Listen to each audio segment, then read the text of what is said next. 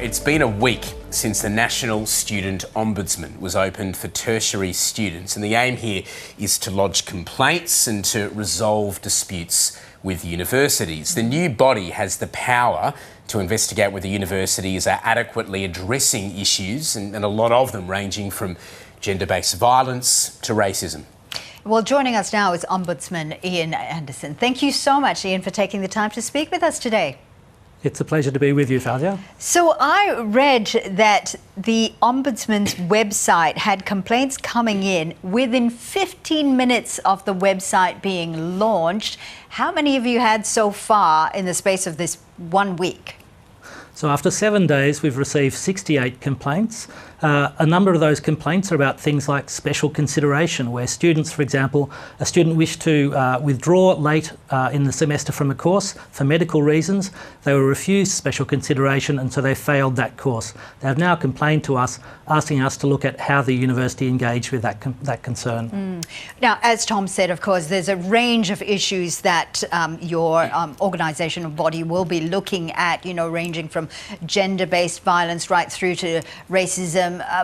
What can you not look into? What sort of powers are you not able to act on? So we've got a very, very wide remit. We can look at anything except complaints about marking, so the exercise of academic judgment to award marks. We can't look at employment issues, so if you're employed by a university you can't come to us.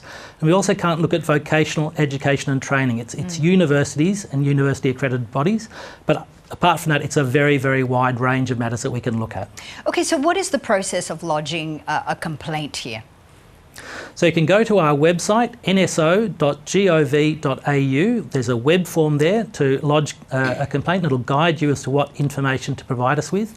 You can ring us on 1300 395 775, or you can come in person between 10 and 4, Monday to Friday, at our offices, which are in every capital city except Darwin and Hobart. All right, so once a complaint is lodged, what do you then do? What's the process? So we look at the complaint and we go through a prioritisation process to work out which are the most important complaints that need to be dealt with most quickly. Of course, we try to deal with all complaints as quickly as possible. We want to deal with complaints in a trauma-informed manner, so we need to make sure we've got the consent of the complainant as well before we take any action on that complaint. But so we'll look at the complaint and then we'll start thinking about what information do we need from the university in order to assess that complaint and make a recommendation as to what we think should be the outcome. I read that you have similar powers to a royal commission to investigate these complaints, but what powers do you have to get a tertiary education, tertiary institution to comply with your recommendations? So we do have the powers of a Royal Commission to ensure that universities engage with us. We can compel universities to provide us with information. I can make universities attend before me and give evidence under oath if I wish. On the other hand, we can't compel them to act on our recommendations, but we can publish our recommendations so that it's clear and transparent as to what our concern is and what we think the university should do.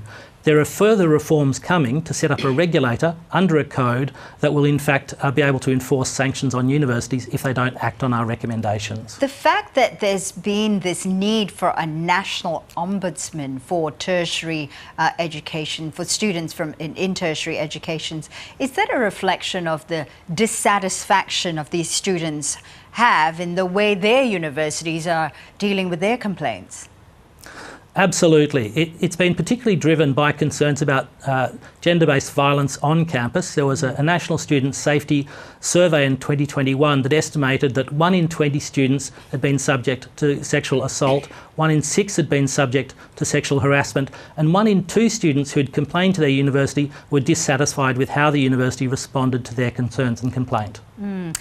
Is there a concern that perhaps once a student complains or lodges a complaint with you, that they may be targeted by the tertiary education? What sort of protection is provided for these students? I'd be very concerned if there were any attempts to take reprisals against students. It's actually a criminal offence under our Act to take any reprisal action against a student because they've come to us and made a complaint.